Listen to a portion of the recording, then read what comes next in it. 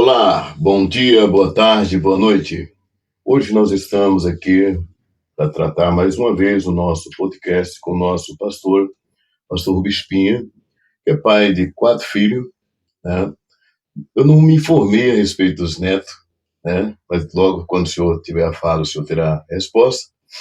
Estamos também com o Tony, sendo o nosso companheiro que vai também nos ajudar a falar com o nosso pastor. Pastor Rubens Pinha, eu gostaria que o senhor se apresentasse. Eu aqui em Morato sou mais do que apresentado, né? Mas Agora é pro Brasil, pro o meu mundo, né? nome é Rubens Pinha, sou casado, tenho 4 filhos, 5 netos, graças a Deus, todos já formados. As 2 gêmeas mais novas já vai fazer 20 anos, uma está fazendo faculdade de Direito em Florianópolis, e a outra iniciou o curso de Medicina em Blumenau, Santa Catarina. Eu estou por aqui, servindo a Deus ainda, porque nós não podemos deixar de servir, porque fomos chamados para isso. E eu estou aqui à disposição para responder bem devagar as perguntas de vocês. Muito bem, para nós vai ser uma alegria. Esse encontro com o senhor, nós sempre damos para o momento uma conversa solta, de forma que nós passamos por vários caminhos, né? Conversando, colocando algumas pautas na mesa e conversando.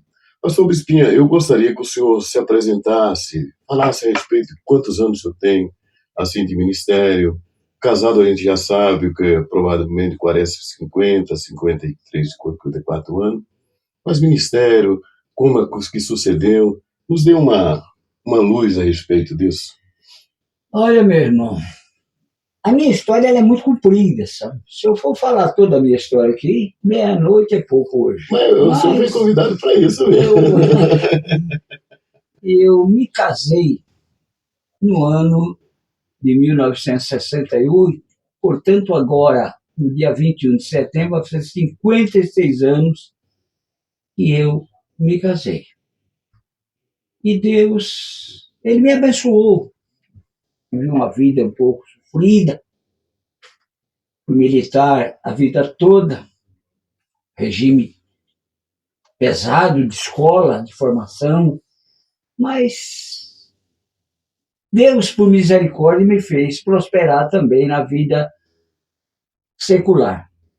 Se é uma coisa que eu jamais pensava, era em ministério e ser dirigente de igreja. Não, nunca pensei nisso. Eu era músico, eu tocava na igreja desde os 17 anos, 16, 17 anos, e cheguei em São Paulo com 19 anos.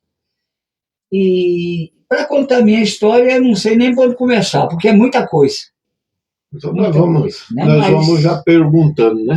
Vai perguntando aí, porque é bastante coisa que aconteceu na minha vida. Já fiz 80 anos e eu, como sempre digo, nunca morri e não tem velho que embora. Com quantos anos o pastor começou a dirigir igreja?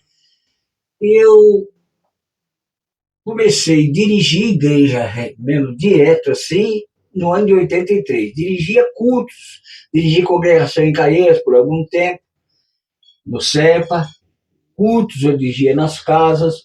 O trabalho da Vera Teresa ali em Caieiras foi no tempo do irmão José Amaro, no ano de 74, por aí. E eu comecei a fazer culto nas casas, eu e o irmão Francisco. E ali Deus abençoou e hoje o trabalho é grande ali, tanto do Belém como de Perus. Igrejas grandes. Mas nós começamos culto nas casas. E tem coisas ali que, se contar, muita gente não vai acreditar o que aconteceu. Mas Deus, na sua grande misericórdia, nos abençoou e o tempo correu. O irmão Zé Amaro foi embora e voltou no ano, se não me engano, de 80, por aí, ele voltou, não, por aí, 81, 80, ele voltou já como pastor setorial, que até então Caieiras era uma congregação da Lapa. Ele formou o setor 25, Caieiras, agregando Franco da Rocha, Parada de Taipas, Perus, agregou Francisco Morato, Campo Limpo, essa região toda. E com o passar do tempo foi desmembrando, né? Era um setor só, né? Era um setor só. No mesmo ano, no mesmo dia que foi separado o setor Francisco Morato, foi também Franco da Rocha. Franco da Rocha 43 e Morato 44. E eu já estava aqui, porque o Mojo José Amaro me mandou para cá para ficar uns 3 meses. E tinha alguns problemas para resolver aqui, lá na Afonso Moreno. Era para ficar 3 meses. E esses 3 meses rendeu 15 anos, 1 mês e 26 dias. Então, quando começou o setor 44 aqui em Morato, o senhor logo já emigrou para Morato? Já? Não, já estava aqui. Já estava aqui? Eu estava dirigindo aqui, subordinado a Caieiras. Sim. Aí, quando o José Amaro ia sair, mas que foi para a Vila Espanhola, ele falou com o pastor presidente que seria bom que dividisse aqui em setor. Aí dividiu. Aí foi aí que veio o meu sofrimento. Quantas igrejas tinha? Porque não tinha. Quando eu cheguei em Morato, só tinha um culto na Afonso Moreno. Só tinha um culto. Né? E depois tinha, no meio da semana, na Vila Suíça, na casa do Antenor, né? Um cubículo lá, tinha um culto lá uma vez por semana. Foi o senhor que começou o trabalho aqui. Foi eu que comecei o trabalho, propriamente dito, né? O pessoal do Suíça, ele sempre, como se ele reivindicasse um carinho maior por eles ter também tido esse início junto com Afonso Moreno. O que aconteceu, pastor, que esse negócio não fruiu assim, deles ter uma casa própria? Me disseram que foi doado ou foi oferecido um terreno barato lá, o Daniel me disse, me lembro bem, mas depois não tocou para frente, me perdeu tudo, eu não sei. Eu não consegui comprar o tempo que eu estava aqui, nós tivemos a felicidade de, naquele tempo, a história é comprida, viu? A história é comprida. Como trabalhava comigo no quartel, quando eu era soldado, um soldado lá que foi vereador aqui em Francisco Morato. E eu estou com a cabeça velha, cansada, não estou me lembrando o nome dele agora, mas ele era meu amigo, e ele pediu baixa, ele sumiu, foi para o Rio de Janeiro. Quando eu chego aqui em Morato, eu encontro ele vereador aqui. Certo. E aí ele arrumou aquele terreno lá da sede hoje, Lá do Santo Antônio. aquela rua ali até na porta lá embaixo, é uma viela. Ali não é rua, mas o povo abriu e ficou. Eu fui na prefeitura, na época o prefeito disse, não, deixa quieto isso aí, vocês já receberam esse terreno, enfim, se eu for mexer com isso aí agora vai dar muito trabalho, fiquei o quê? Até fizeram um muro, já está o João Rodrigues, certo. E ficou aquela rua ali, mas aquela rua ali é da igreja. Entendi. Não está documentado, doação da prefeitura por 99 anos. E... Quantos terrenos nós temos nesse sentido? Onde está a sede? A sede e o Vassoura. Somente isso aí. Só esses dois. 2 terrenos bons, grandes. Né? Tá até hoje aí. Eu acho que quando minha mãe e meu pai veio para Morato, e aí eles... nós fomos, né? Ficamos um tempo aqui, em Perus.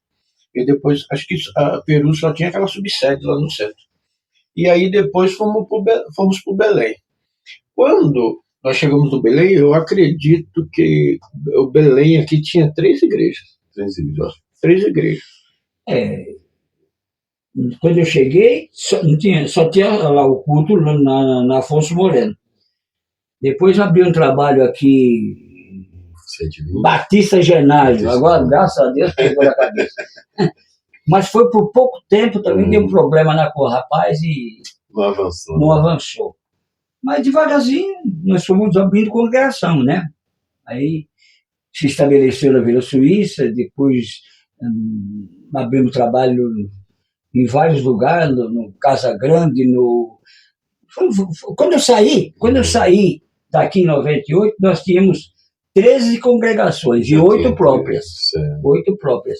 Certo. Né? Tinha 8 próprias já? Tinha, porque tinha, acho que 2 terrenos lá no Bandeirante. Ah, sei.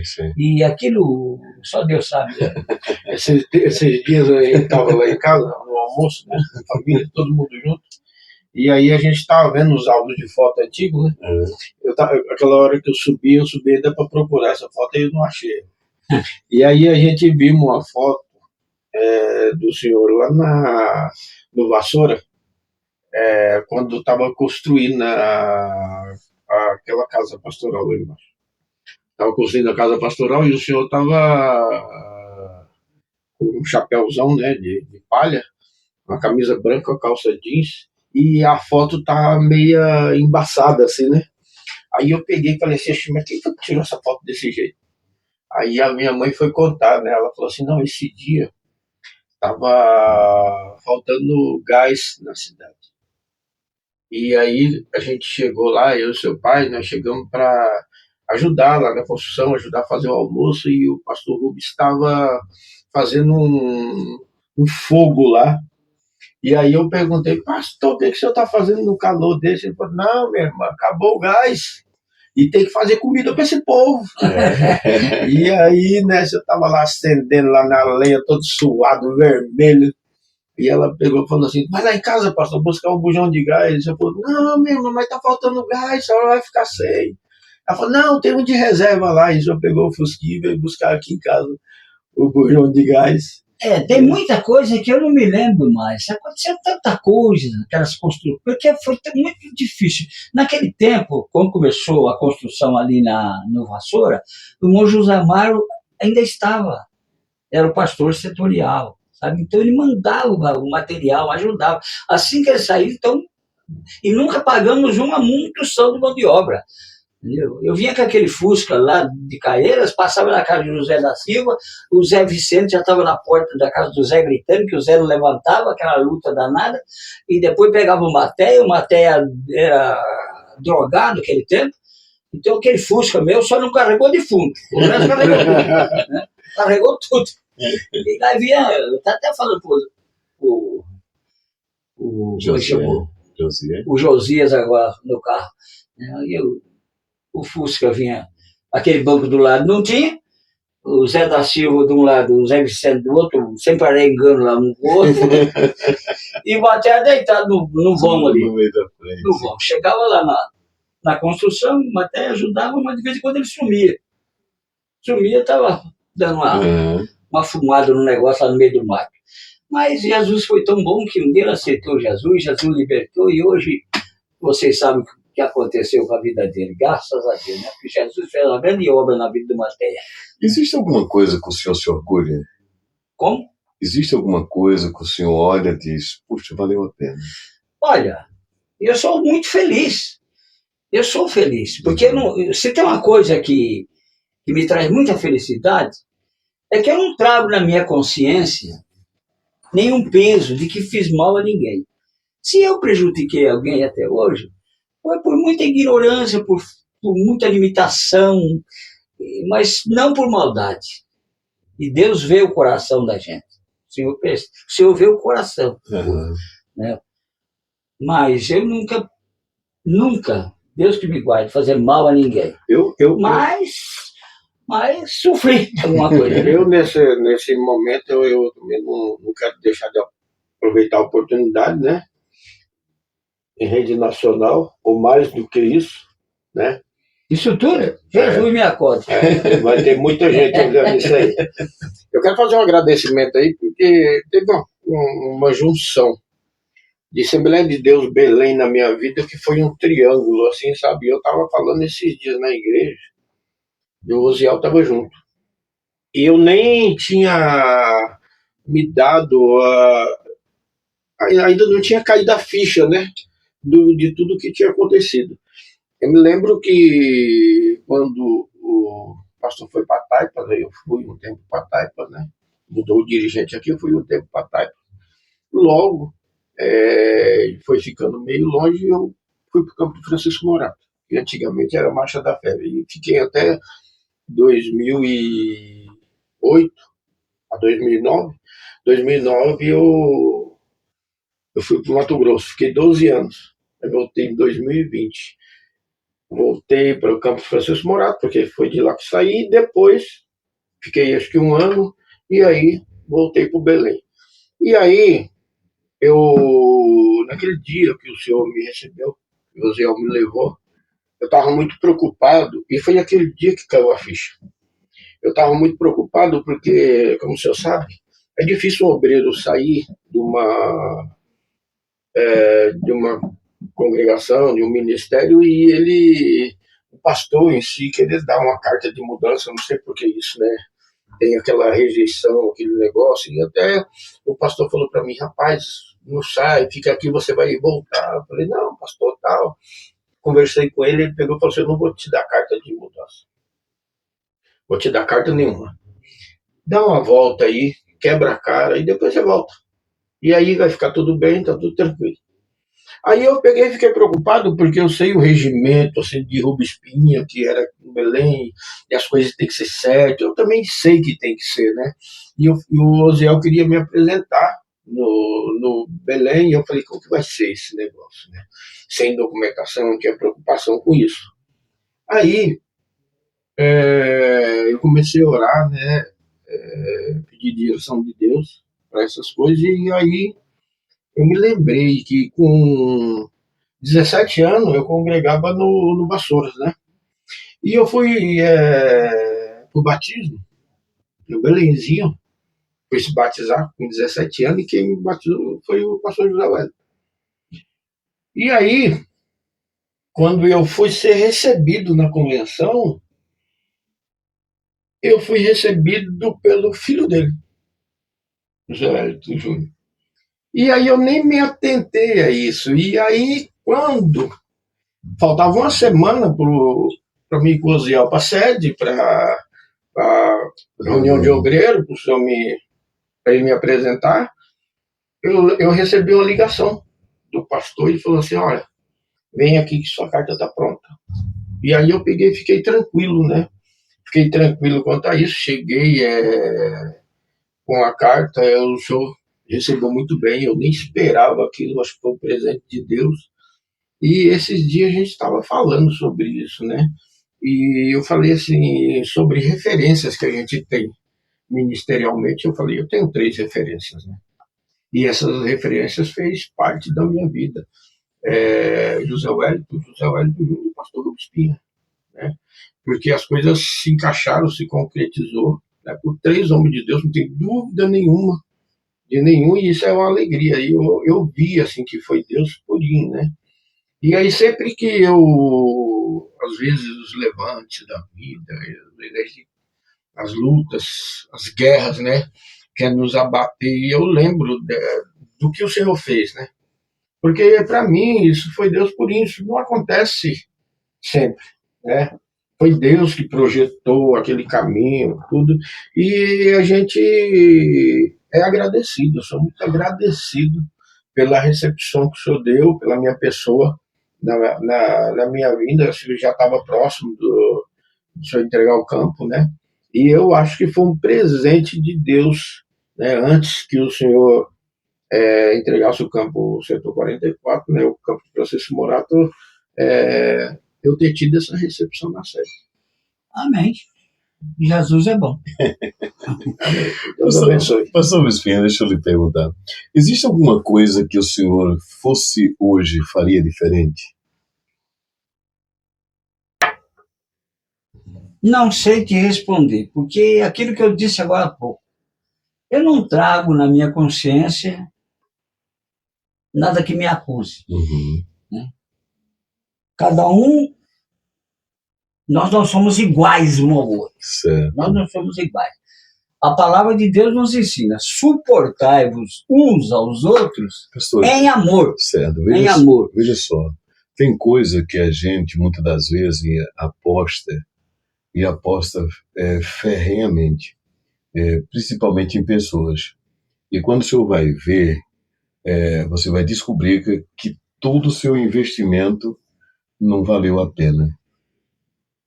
aconteceu isso muito, querendo ou não, o senhor era um obreiro de frente.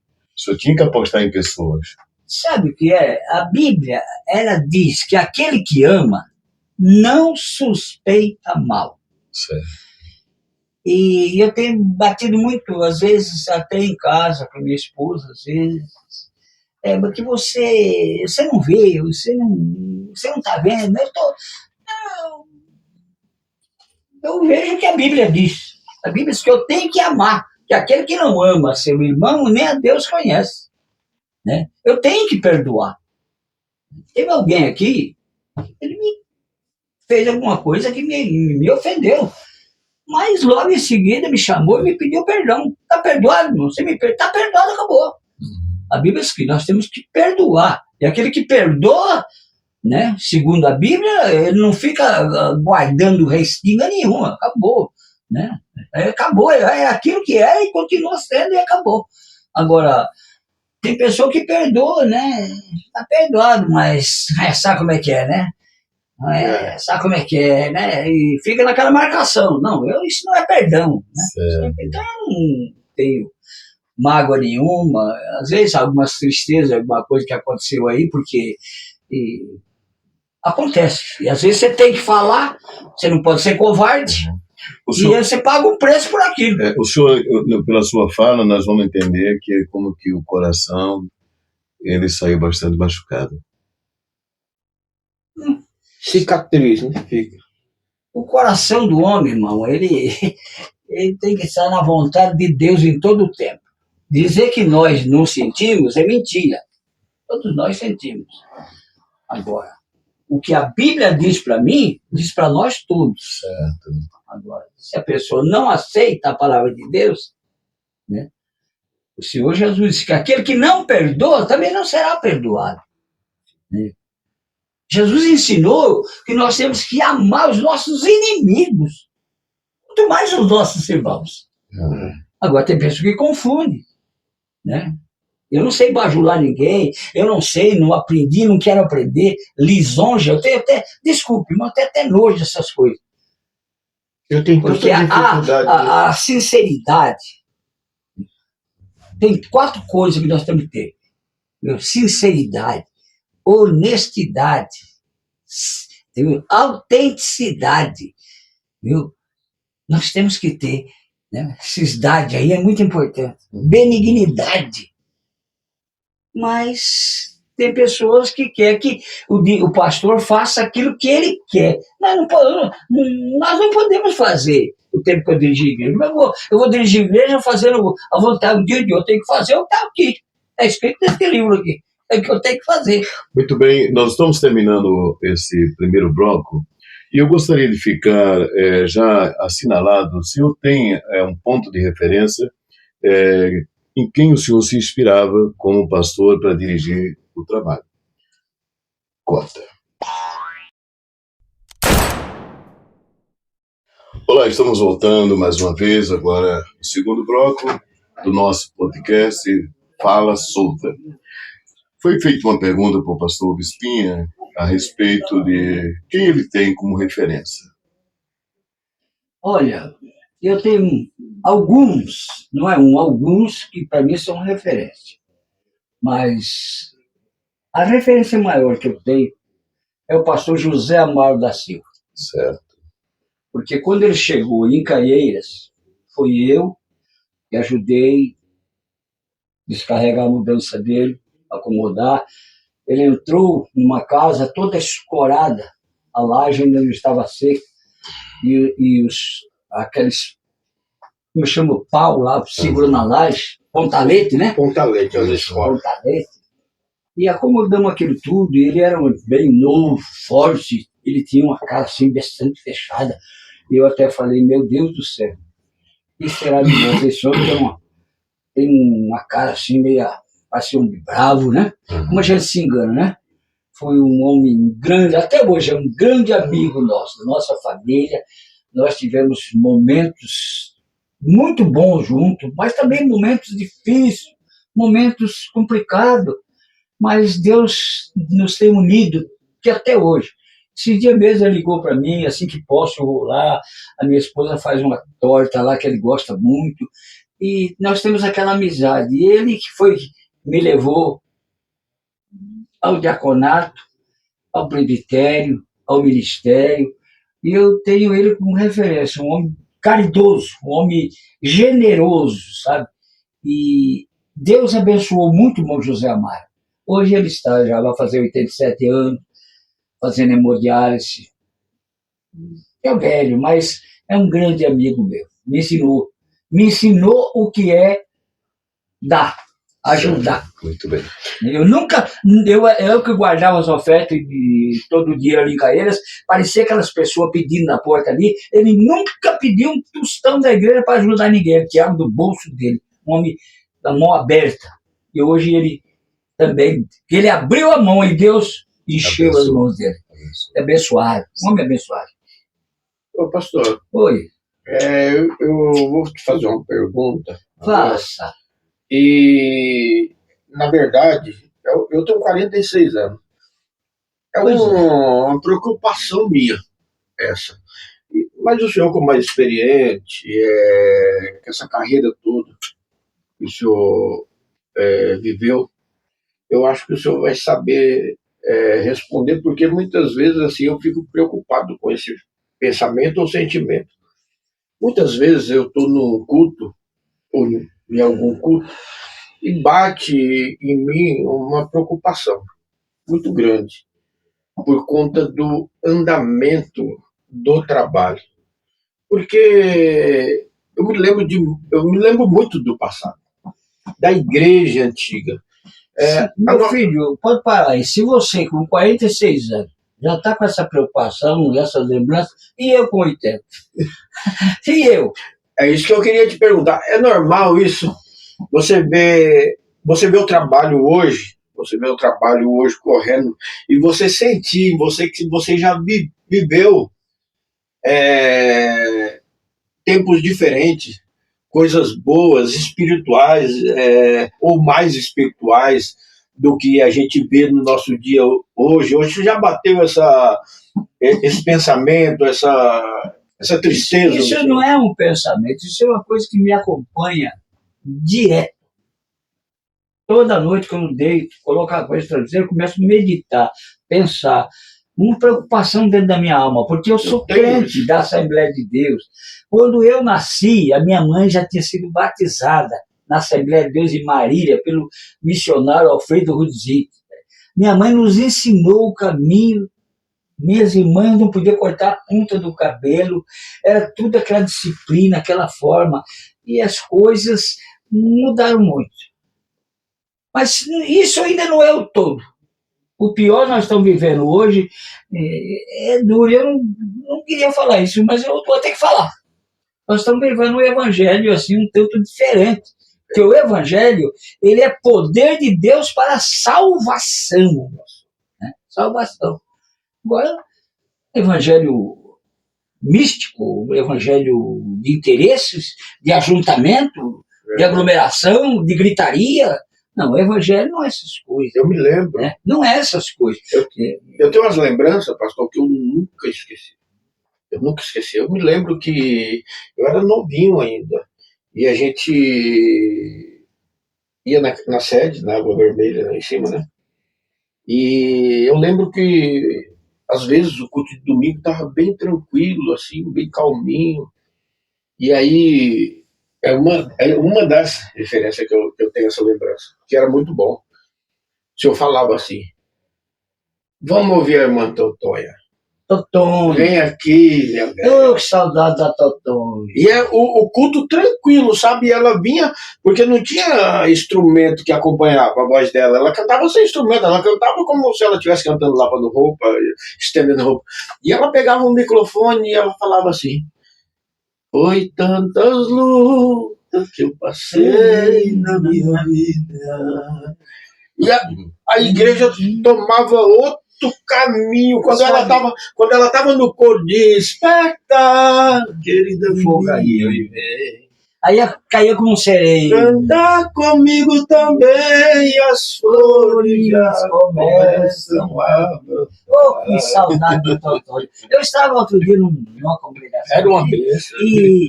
E a mocidade cantou e começaram a cantar e começaram a fazer tanto gesto e tanta coisa, e a minha irmã que estava regendo e aquela coisa. E no fim me deram oportunidade, eu tentei segurar, mas não aguentei. Eu falei, meus filhos, eu gosto tanto de vocês, mas quero dizer uma coisa para vocês. E eu peguei a referência de Totonha.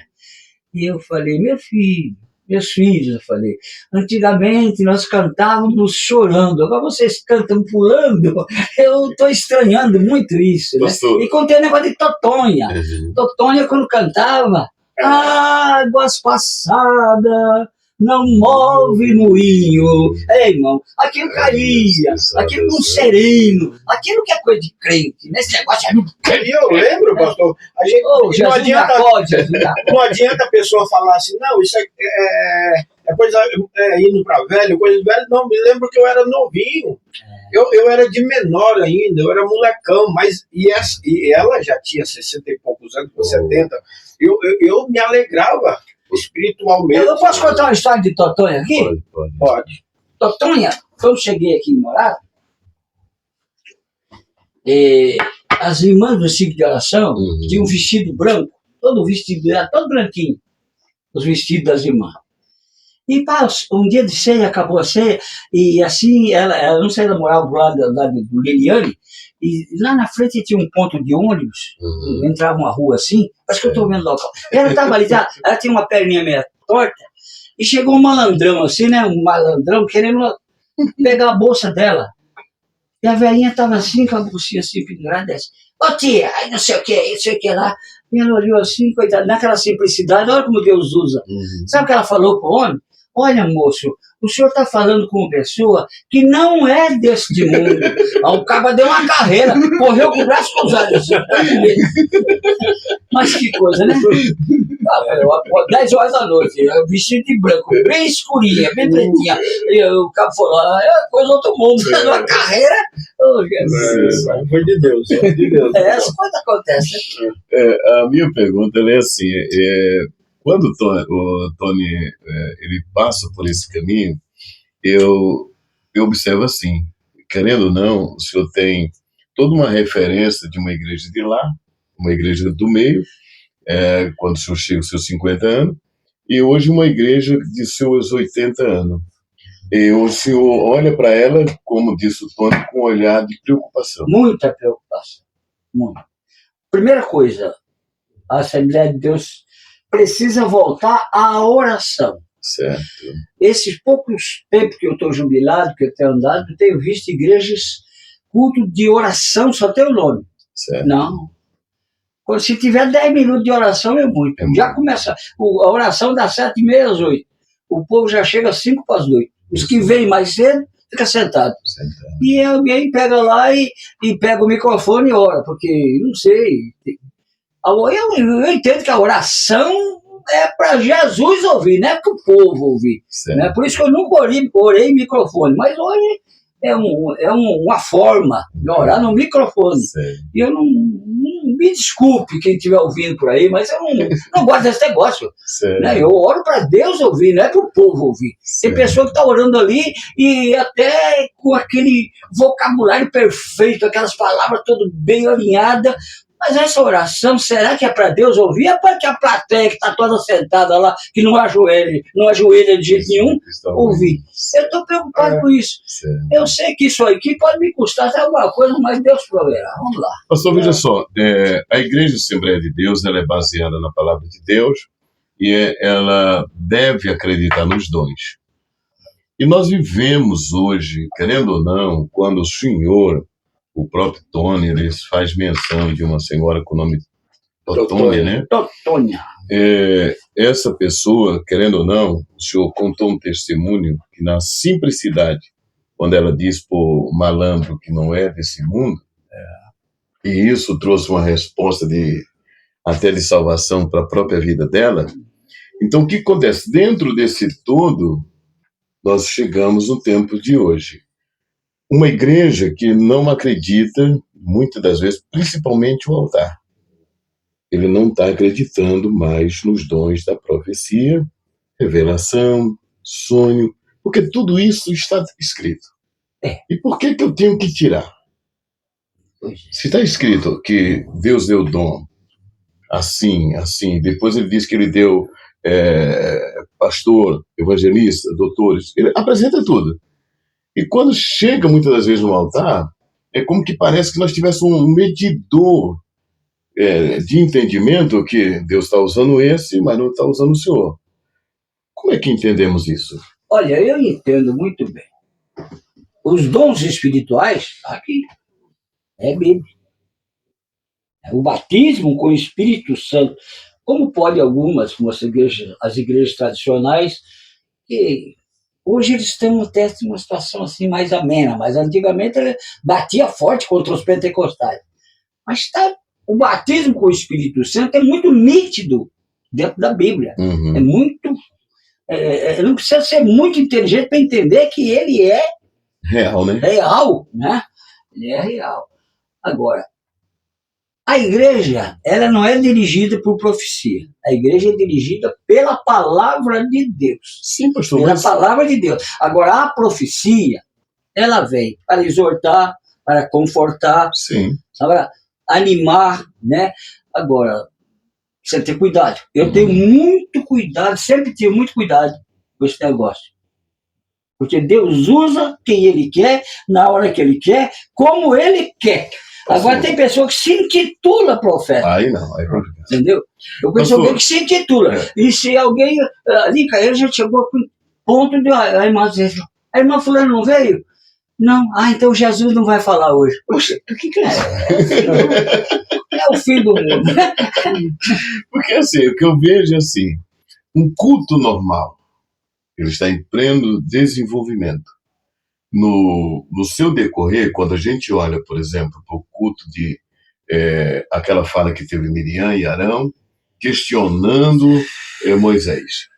Né? E eles disseram, Deus só usa Moisés. Né? E sendo que Moisés tinha casado com uma mulher de cor negra, e o Senhor ouviu isso e não gostou. E ele dá uma resposta. Ele dá uma resposta. Chama os dois para a congregação e dá uma resposta. E o próprio povo, o próprio Miriam, o próprio Deus colocou em disciplina. E por que hoje eu tenho muito cuidado no sentido de não é qualquer pessoa. O senhor foi dirigente de igreja, o senhor está ali 15 anos, 10 anos, o senhor conhece o seu povo que está com o senhor, sabe quem Deus usa. Agora, nós temos alguns aí que realmente ele se usa, né? Mas tem pessoas que Deus usa de verdade. Não usa, irmão. Usa sim. Eu acho que o homem espiritual, quando ele percebe, porque na hora do Senhor usar uma determinada pessoa para falar algo, eu acho que antes tem uma preparação no culto. Você sente algo diferente, né? Já manifestado o Espírito Santo, porque, na verdade, a pessoa que vai receber a palavra, né, vindo do Senhor, eu acredito que o Senhor me usar para transmitir uma palavra para alguém, o Senhor já prepara quem vai ouvir também, né? Então, para tudo isso, já há uma junção do Espírito Santo e o ambiente já começa a mudar, né? Será que não é a questão do povo? Por exemplo, nós ouvindo a Vossa Excelência, o senhor disse que lá atrás, o senhor disse que... Mas o José Wellington, só uma fala, o José Wellington chamou ele de como? Eu achei... Ele chamou de reverendo. Reverendo. Agora foi mais forte isso.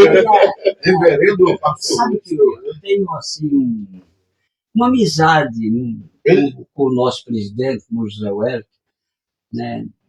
E eu agradeço muito a Deus por essa amizade. Porque eu sempre fui muito autêntico ao conversar com ele. E ele acabou por colocar uma confiança. E eu agradeço a Deus muito por isso. Muito por isso. E a gente percebe isso quando ele chega, quando o senhor está, ele se trata. A minha natureza Até eu cheguei a pedir, a orar, Senhor, eu não podia, assim, tão extrovertido, tão brincalhão, tão contador de história.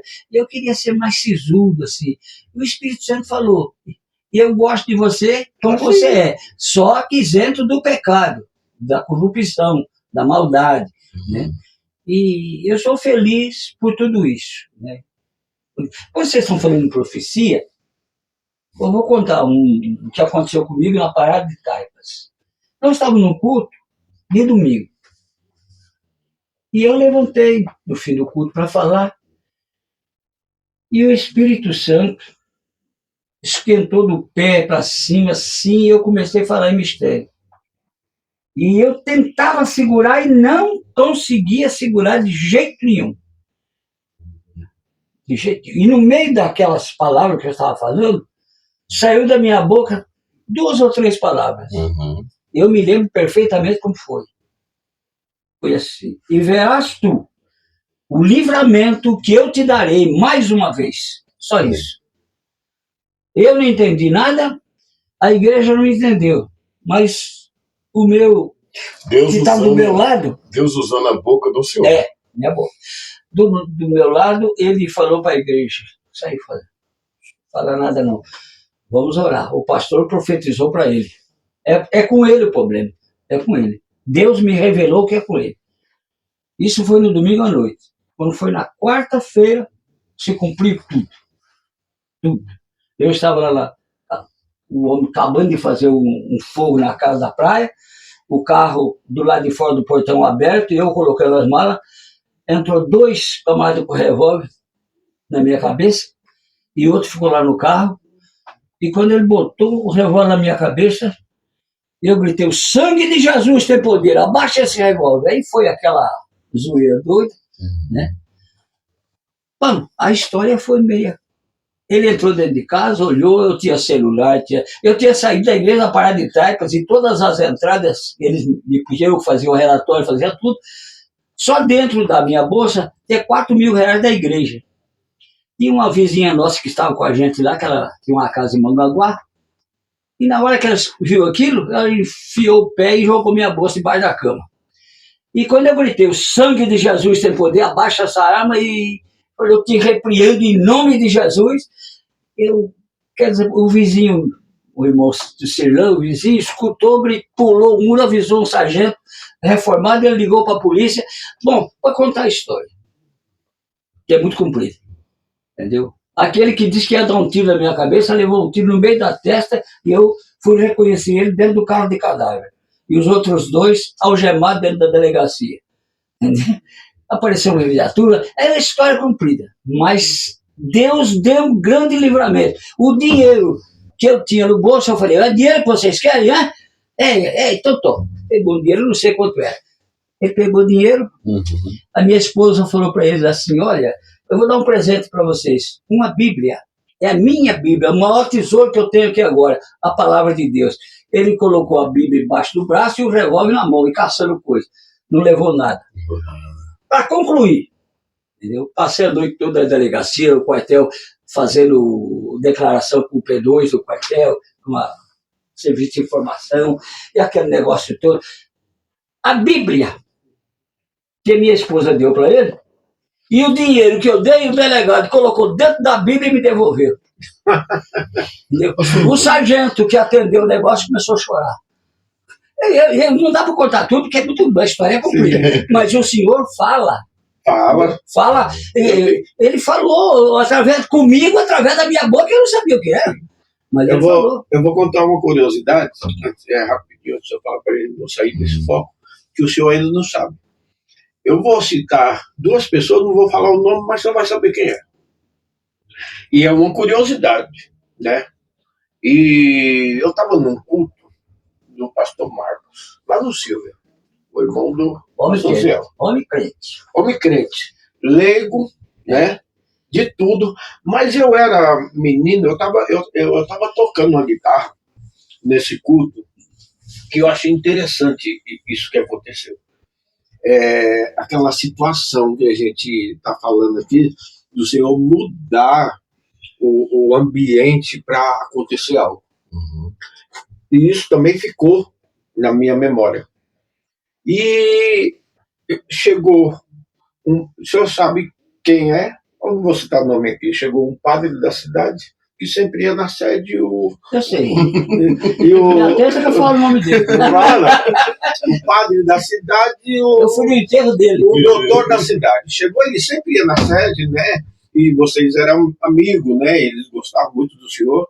E eles iam na sede. E esses dias, o doutor. Ele está vivo ainda, aquele doutor? Tá. Ainda tá. Ele chegou lá no Silvio. E aí, ele chegou e ia se dirigindo para o púlpito. Aí o pastor Marco pegou e chamou o porteiro e falou assim: coloca a cadeirinha pro doutor aqui do meu lado. Não deixou ele subir no púlpito. Sim. Aí ele sempre brincalhão, né? Deu risada e sentou do lado do púlpito e começou a assistir o culto. Uhum. E o culto se deu assim, tranquilamente e tal. No final do culto, o pastor Marcos deu a bênção apostólica e ele foi lá nele. Aí pegou e bateu no ombro dele assim. Aí foi isso que eu nunca mais esqueci. Porque foi Deus que fez aquela situação. Ele falou assim: ô neguinho, você é ousado mesmo, né? Não deixou eu subir no seu povo. Aí falou: doutor, é lá fora. Prefeito, é lá fora. Aqui, nem ovelha só é ainda. Só é uma criatura. Meu Deus. Falou desse jeito. Aí eu já comecei a me tremer. E a guitarra já começou a balançar aqui no colo e começou a querer cair. Eu me tremei, eu senti a presença de Deus. E, palavras simples, ele falou assim: mas se o senhor quiser ser uma ovelha, eu faço uma oração tão boa pro senhor. Aí ele olhou assim e falou: eu quero essa oração. Então ajoelha aqui, meu irmão. E ele ajoelhou, ele orou por ele chorou, sabe? E eu fiquei... Hoje eu penso assim, essa preocupação, pastor, que eu tenho. Como tirar isso da igreja hoje? Como o homem tem a audácia? Estou falando do cristianismo hoje. Do sistema hoje. Hoje. Como tirar isso da igreja? Pastor, é tão rico isso. Esse cidadão aí, ele tinha muita amizade comigo. Como o padre que você falou. E a história do padre, se eu for contar aqui, misericórdia. É coisa bonita, mas é longa. Agora, não dá para contar. Não dá, porque tanto a história do padre como desse aí, é coisa bonita, sabe? Mas não... Depois eu conto um pouquinho. Nós vamos ter que parar, pastor, nesse segundo ponto. E nós voltamos para o terceiro ponto e nós vamos abrir uma conversa. Eu gostaria de ser um pouco mais agressivo agora. O altar, ele está relativado. Eu gostaria que o senhor respondesse alguma coisa quando nós voltasse. Corta. Olá, meus irmãos, mais uma vez voltando para essa conversa solta desse dia de hoje. Nós estamos conversando com o pastor Rubespinha e agora, para auxiliá-lo, nós convidamos também o pastor Josias. O pastor Josias é um companheiro que representa os pastores jubilados. Rapaz, eu não entendo. Bem verdade que nós fez uma pergunta para o pastor Rubespinha. Eu gostaria que ele fizesse o seu entendimento nessa pergunta. Aí nós voltaríamos para o senhor, pastor. O altar está relativado ou não? Olha, não sei nem muito o que é isso, relativado, né? Tudo é relativo. Pastor, eu sei dizer que há uma diferença de um pastor para o outro quanto ao altar. Certo. Isso eu tenho notado, a diferença, né? Certo. E eu fico em dificuldade, porque aí eu vou dizer alguma coisa aqui que eu posso me comprometer. Né? Então não fale. Mas eu não vou falar, mas tem altar por aí que precisa ser renovado. É assim, a gente percebe ao longo do caminho que aquilo que para nós, principalmente para o senhor com a sua idade, eu estou um pouquinho para trás, na idade do senhor, aquilo que nós enxergava lá atrás, por exemplo, se tira os profetas e entram os homens com segundo casamento, aquelas coisas todas, e vai aquela coisa toda. Tem algum segundo casamento que existe uma explicação por que dele. mas tem outros que não se explica, né? Mas paramos esse ponto aqui. Pastor José, como que é atender? Se apresente, mas como que é atender pastor jubilado? Meus queridos, eu quero aqui agradecer o convite desse podcast. Não faz bem, corta. Eu achei interessante esse nome, né? Muito interessante isso aí. E essa palavra de atender os pastores jubilados, né, foi um trabalho que foi formado ali no Belém, né, com o nosso pastor presidente. E nós estamos aí, né, visitando, levando uma palavra de carinho, né, que o nosso trabalho é um trabalho espiritual, né? Certo. De levar uma palavra de carinho, né, ver como é que eles estão e abraçar a família e tal. É um trabalho que está começando agora, né? Falo começando agora que faz poucos anos que estão trabalhando. Mas até aqui Deus tem nos ajudado, né, pastor? Espero um dia fazer parte disso. Eu acho É uma comitiva. muito bom. É uma comissão, né? É É uma comissão. Agora, José, se o senhor acompanhando, por exemplo, o nosso pastor Rubinho, tem alguns pastores jubilados que eles conseguem lidar com isso, ou muitos entram em depressão? Como que é isso? Não, assim, os pastores jubilados, ele tem um relacionamento com Deus muito grande. Certo. Depressão aí não, né? Não Porque chega, não né? chega a depressão não, porque esses homens têm muito relacionamento com Deus. Homens que trabalharam 40 anos na igreja e eles sabem a dificuldade, né? Como viver, né? Então o que acontece? Em tudo. Então, esses homens têm muito relacionamento muito com Deus, homens que visitamos com 90 anos, 98 anos de idade, e chegava a semana da ceia, eles entravam em jejum. Nossa. Isso aí não é um retiro dos artistas, né? Quer dizer, aqui é homens de Deus. Então, eles entravam em jejum, então ficava uma semana em jejum. Um homem com 90 anos precisa jejuar, mas ele tem esse prazer. É o que ele vivia isso. Certo. Então, esses homens não tem tempo de ficar deprimido, não. Ele a fidelidade com Deus dele é muito grande. Mas a minha fala, prazer, a né? minha fala é assim: nós temos, por exemplo, o nosso convidado, pastor Lupe Espinha. Eu não sei se é assim. Querendo ou não, ele tem o microfone à disposição dele. Culto, essas coisas todas. De repente, esse momento de altar a igreja sob seus cuidados parou. O senhor é muito convidado, não é convidado? Como que o senhor definiria isso? Olha, eu não vou conseguir nunca atender os convites dos pastores setoriais. Porque, graças a bom Deus, eu tenho um relacionamento muito bom com todos. Entendi. Até hoje, eu recebi 2 telefonemas para ir até o aniversário do pastor Paulo lá depois de São Miguel, eu chamo lá em Itaim Paulista. É aquela amizade, graças a Deus, né? Isso é muito bom. Muito bom, sabe? Porque eu sou, dizem o povo lá no Belém, que eu sou o jubilado mais alegre do mundo. Eu já sou alegre por natureza. Né? Graças a Deus. Certo. Feliz. Certo. Porque eu já passei por tudo. Não tem coisa mais triste na face da terra do que você perder um filho, como certo. Eu perdi. Eu não perdi nada, que eu não tinha nada, né? Mas é uma forma de dizer. Né? Foi muito difícil. Mas Deus me deu graça. Né? A minha esposa, quando aconteceu aquilo, a minha esposa nem sabia, estava grávida de 10 dias, mais ou menos, quando o outro foi sepultado. E o rapaz, Rodrigo, nasceu, foi gerado na lágrima, mas hoje é advogado, bem sucedido, está tudo certo. E o tempo passou. E eu sou feliz, sabe? Graças a Deus eu sou feliz. Né?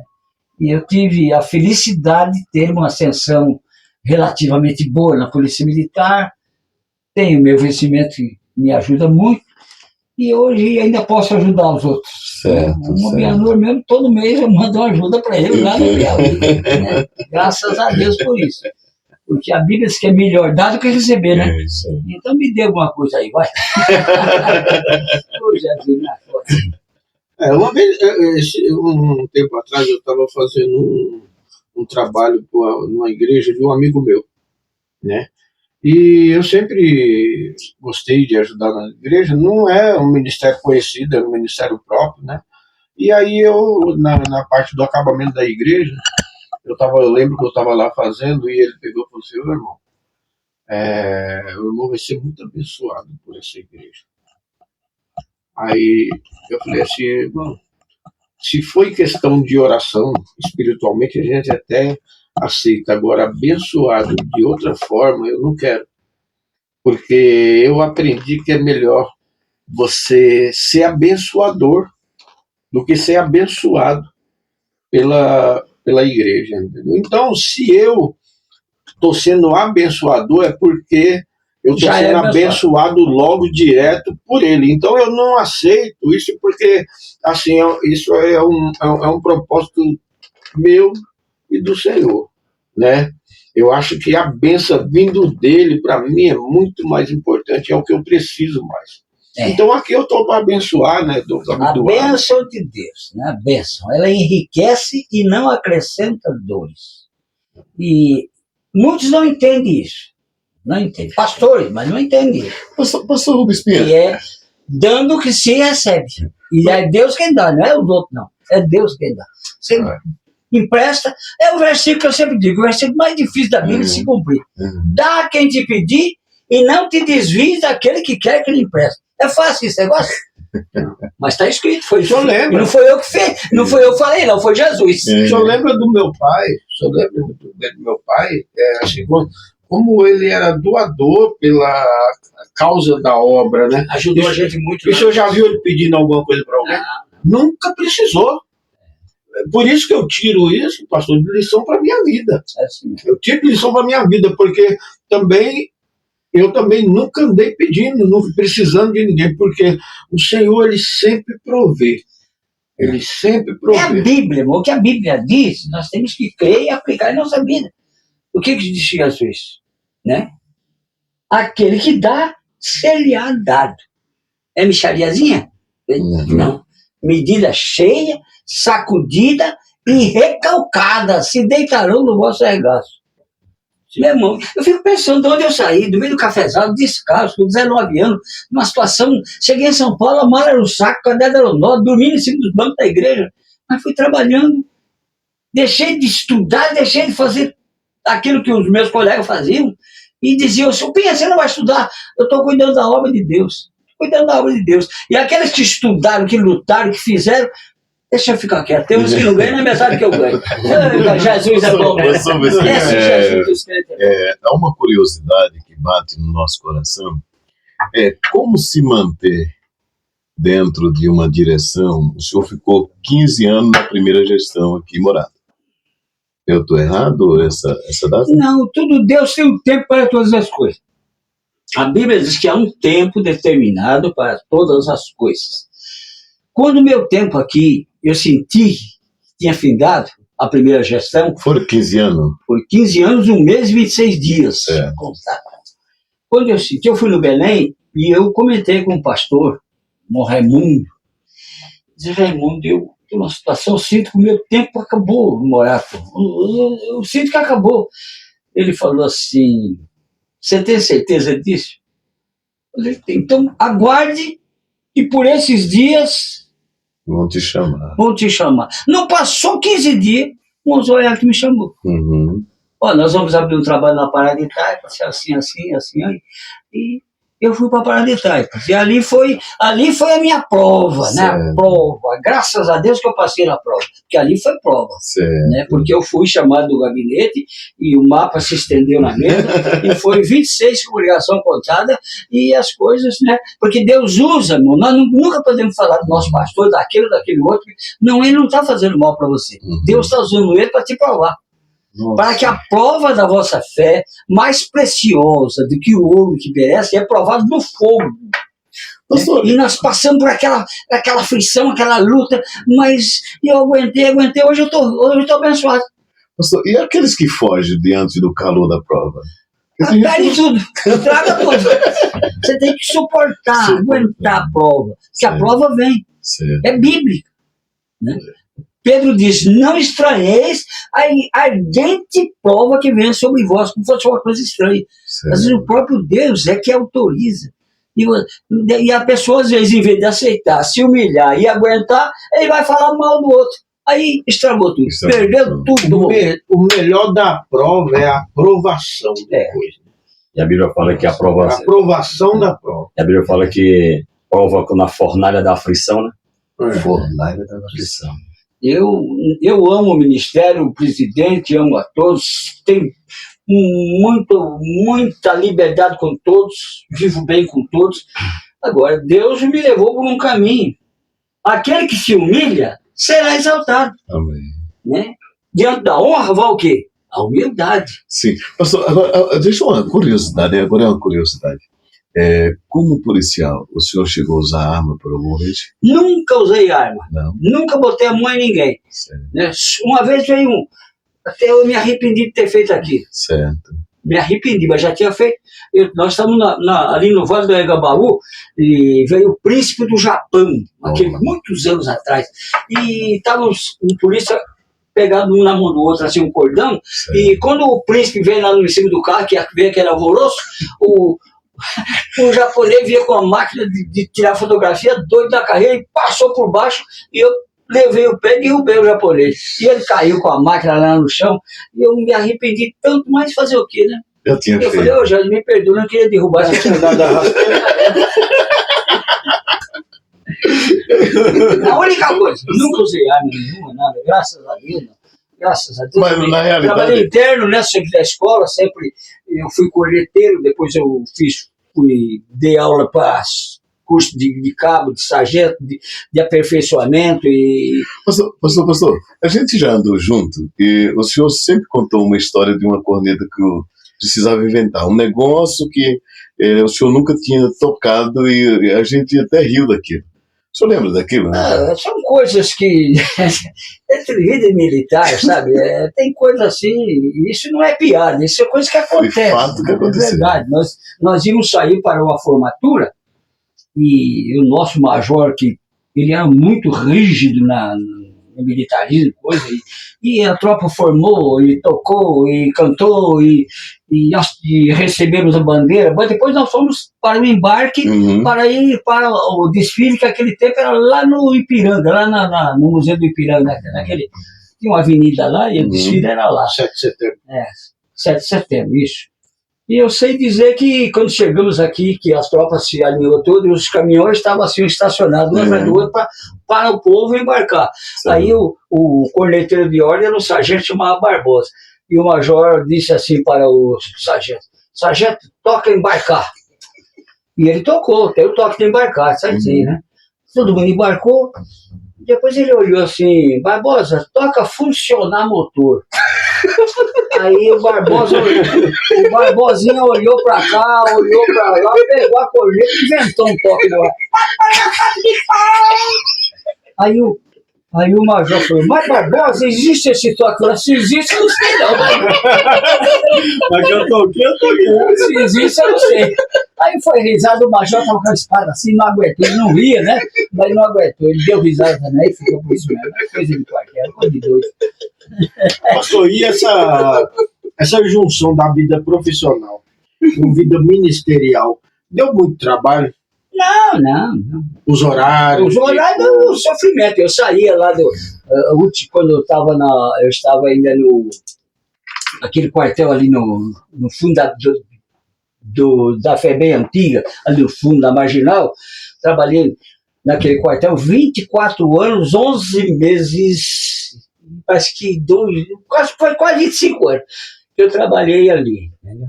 E eu saía dali 5 horas, quando terminava no horário, expediente, tudo 5 horas. Para chegar em Caieiras, eu já vinha com a calça, já vinha arrumado, chegava na casa, só pegava o paletó e pegava a gravata, e isso aconteceu há muito tempo. A minha esposa pulava dentro do Fusca, e ela tinha mais pequenininha, estava em casa, e os dois que estavam na escola passavam na porta da escola, e a minha esposa levava as marmitinhas, e eles e pegava, pulava dentro do carro e vinha para morar. Eles comendo no carro, pulando, e eles comendo a marmita dentro do carro. Foi uma vida assim, bastante agitada, bastante. Aí foi compensador. Deus me abençoou tanto. Hoje eu moro num lugar muito bom. Eu tenho um carro muito bom. Eu tenho uma casa na praia muito boa. Eu não tenho que esconder nada de ninguém, porque eu não roubei nada de ninguém. Foi Deus que me deu, graças a Deus. Eu sou um abençoado. Eu só tenho que dizer que eu sou abençoado. E eu falo para todo mundo: sou um velho abençoado. Eu faço essa pergunta porque hoje nós estamos folgados demais. Folgado, né? Às vezes assim. Folgado eu estou também agora, mas agora também estou velho. Eu tô, né? Não, o senhor fala pelo senhor. Não, os obreiros de hoje, né? Acho que a nossa conversa aqui ficou muito folgada. O cameraman. Você está só gravando, né? O cameraman, ele deu até joia boa, mas ele também é folgado. Ele já está nessa leva minha, né? Que toda gente fala, eu não posso. Eu não vou ter tempo. Tudo pode. Eu não consigo pegar essa responsabilidade. Nós pode sim. Tudo pode. Porque antigamente era pior. Tudo posso, né? Podemos todas as coisas naquele que nos fortalece. Certo. Eu fiz coisas, né? Só que tem uma coisa, se eu fosse contar aqui os milagres que Jesus fez na minha vida, porque tem obreiro hoje, pastor, que não sabe o que é um milagre, não conhece isso. Mas eu sei o que é milagre. Eu sou um milagre, porque com 4 anos eu já estava morto, com meningite, lá no meio da roça, no meio do mato. Passou 2 irmãos lá, eu não vou contar a história toda, que é muito longa, entendeu? Quando eles oraram, eu pulei em cima da cama. E disse que aquele tempo que quem tinha meningite, ou morria ou ficava doido. E eu foi alegre. Porque só imagina, aquele fusquinha só andava para todo canto. Imagina se fosse hoje, só com Corolla na mão para fazer o que o senhor fazia, não era melhor? Mas não tinha Corolla naquele tempo. Eu lembro. Corolla, mas nem Corolla. Eu lembro que... Eu acho que o Corolla não aguentava o Fusca aguentava. Aquele Fusca só não carregou de fruto. O resto carregou tudo. Um tempo atrás aí, eu comprei uma Mercedes. E aí eu vi que já mudou assim o meu jeito de pensar, né? Eu me lembro que um irmão me convidou para ir pregar em Campo Limpo, numa igreja. E aí eu peguei e já pensei no carro. E tinham acabado de roubar uma moto minha na igreja do Silvio. Foi culpa do Oziel, eu fui lá. Aí... Eu não tenho diferença nenhuma. Quando meu pai trocou um cavalo velho lá numa bicicleta, eu fiquei feliz. Quando eu comprei aquele primeiro Fusquinha, que foi de Montes Amaro, fiquei feliz. Fusquinha era muito bom, sabe? Aquele Fusca nunca me deixou na estrada. Mas eu deixei ele várias vezes, né? Então, depois daquele Fusca, eu comprei outro, depois eu comprei esse Fusca branco. Esse demorou muito tempo. Eu pensei que o senhor era apaixonado por Fusca. Eu não tenho meu coração apegado. Então, e não pode tem pessoas deixar, que, meu Deus, isso aqui é toda hora limpando. Não tem coração. Para mim, esse carro que eu tenho agora, ele é um carro caro. Muito bom, entendeu? Mas esse aí, aquele Fusca, mesma coisa. Meu sentimento é a mesma coisa. Eu me lembro que eu comecei, falando com o pastor setorial lá de Campo Limpo, eu peguei e falei assim, pastor, onde que é a igreja? Eu comecei a me preocupar com isso, né? Mas tem lugar tem estacionamento, tem lugar de... Fica tranquilo, irmão. A igreja tem um estacionamento fechado. Aí depois eu comecei a pensar, eu falei, rapaz, esse negócio, eu não vou deixar esse negócio atrapalhar a minha vida. Fui lá, levei o carro lá na loja, falei, vende o carro. Porque a gente não pode deixar essas questões entrar no nosso coração. Não, irmão, já aconteceu de tudo comigo. Eu já dormi no volante, acabei com o meu tolo, o seguro pagou tudo. Eu saí do Belém, não sei que eu comi lá um negócio, eu sei dizer que eu apaguei na estrada. Eu saí, vim comprar o material da igreja lá em Franco da Rocha, quando eu fiz aquela curva ali na saída ali dentro do Franco. Trevo de Franco, ali, né? Quando eu fui fazer, eu estou vendo um caminhão doido lá, acabou com o meu carro, o seguro pagou tudo, e graças a Deus por tudo, eu estou aqui, minha esposa também, falei, e agora? Agora Deus proverá, foi uma providência de Deus. 4 ladrão me pegou meu filho na porta de casa, lá onde eu morava, entrou, foi aquela luta toda. Sabe que resultou daquilo? Sabe? Hoje moro numa casa, não sei quanto fazer, milhão, entendeu? Lugar bom, vigiado, muito bom, tranquilo. Aí eu tocava uma e falou, porque o ladrão foi um pouco antes. Gente, é importante entender que nesse dia de hoje nós estamos recebendo o pastor Vespinha. Eu gostaria que o pastor Josia desse uma fala, né? Porque, querendo ou não, ele representa um povo. E esse povo é um povo que se chama jubilado. Então, dê uma fala para que isso fique também registrado nesse momento. Quando eu estava aqui, o nome dele era Filósofo. E hoje é Fala Manso. A outra não é bonito, né? Caiu bem, caiu? Caiu bem. Mas Foi ele que falou. como assim você quer que eu... É que assim, José, querendo ou não, o senhor atende uma demanda. Sim. Certo? E dentro dessa demanda, como nós ouvimos o pastor contou uma história que Deus usou a boca dele para falar, e naquele momento algum irmão conseguiu detectar que Deus estava usando ele para ele mesmo. E a coisa aconteceu. Então, muitas coisas você vai vivendo que aquilo marca, né? Então, dentro desse primeiro caminho que o senhor passa agora a atender a demanda dos pastores jubilados, teve um que o senhor chegou, nossa, aconteceu isso aqui. Deixa eu lhe falar. Na realidade é o seguinte, esse trabalho nosso de nós querer que Deus nos leva ao encontro desses homens, muitas das vezes, de nós se alegrar, nós saímos de lá alegre. De alegrar eles, nós saímos de lá alegre. Sério. Porque o que acontece, se sentar para conversar com pastores que têm 40 anos de ministério, pode ficar tranquilo que você vai sair carregado de sabedoria. Certo. Né? E o que acontece? São pessoas que você se alegra ao ouvir eles falar. Certo. Né? As experiências que teve no seu dia a dia.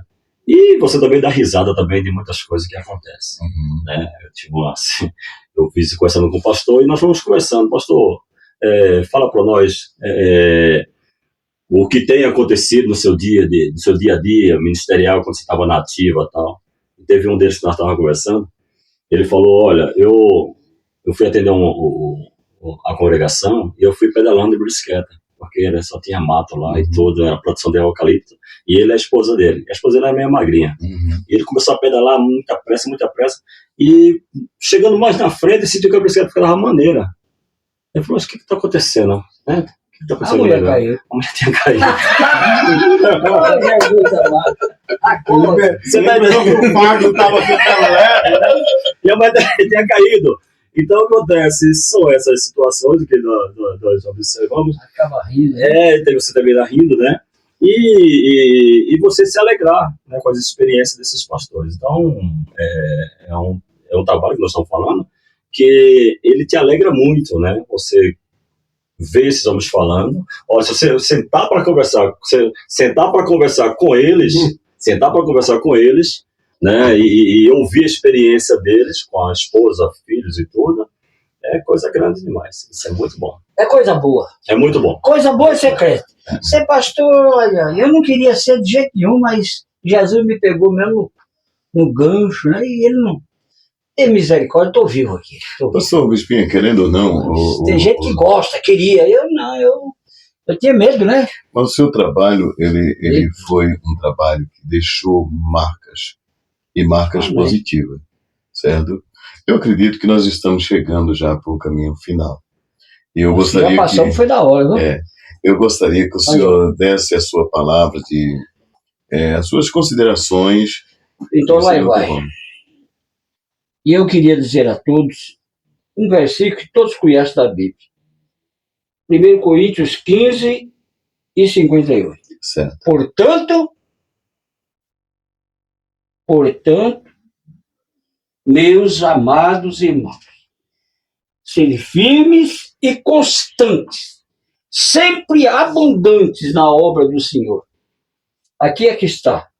Sabendo que o vosso trabalho não é vão no Senhor. Há uma recompensa para os crentes fiéis. Aleluia. Uma recompensa. E ela vem de Deus. Viu? Aleluia. E além da salvação garantida por Cristo Jesus na cruz do Calvário, o Senhor Jesus disse, buscai primeiro o reino de Deus e a sua justiça. E estas coisas, disse Jesus, vos serão acrescentadas. Quanta gente não crê nisso? Não crê. Não, é porque eu tenho que correr atrás. Não, você tem que trabalhar, você tem que fazer aquilo que você pode fazer. Mas não se esquecendo nunca que para o reino de Deus tem prioridade na nossa vida. Quando nós priorizamos a obra de Deus, Ele nos dá a recompensa. Eu sinto isso na minha vida. Eu me sinto hoje um homem recompensado. Querendo ou não, eu pastor, posso viajar, entendeu?